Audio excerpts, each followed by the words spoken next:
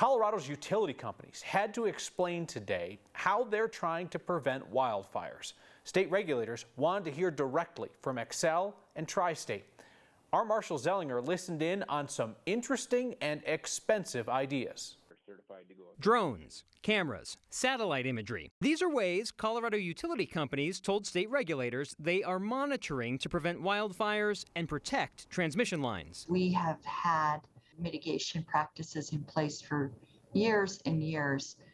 We just never called them fire mitigation. It was more in the past about reliability. That is a subtle difference explained by Tri-State, trying to prevent vegetation from starting a fire versus trying to prevent vegetation from taking people's power out for an extended period of time.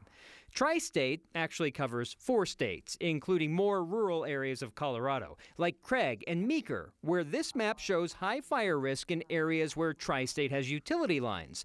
This part of the presentation used satellite imagery from Telluride to show how Tri-State uses remote sensing to determine the height of trees and vegetation to figure out areas that need to be addressed. The point of all this is it helps us determine where we should spend our dollars and doing sort of what.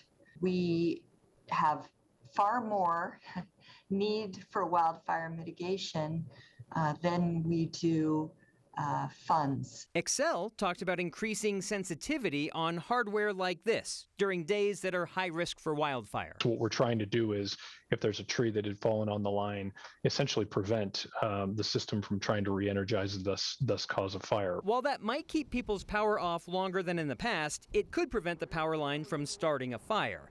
Part of Xcel's presentation also included modeling of how poles handled 90-mile-per-hour winds and how the models can reveal poles that perhaps might lean too far and would need to be replaced. This hearing was more about what is being done and what the state might need to ask utility companies to do in the future. There doesn't appear to be a finish line in sight here. There just wasn't a discussion about how much it would cost utility companies, thus how much it would cost you, at least for Xcel's example. There's a current wildfire mitigation cost that's passed through the customers. It's 63 cents per month. It does not sound outlandish, but if there needs to be more, Xcel will likely go back to the Public Utilities Commission and ask to pass more through to the customer. I feel like if there's something that people would be willing to pay for, it would be things to keep the state from burning down. That said, it'll be up to regulators to determine who is paying in the end. Yeah, these 3 commissioners, I've watched their hearings on the winter storm from a year ago, February, and how much that we still don't know how much Xcel will be allowed to pass through to us.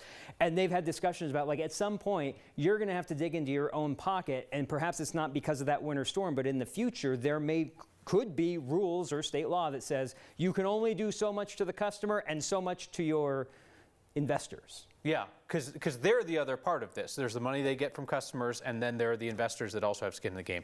Marshall, thank you.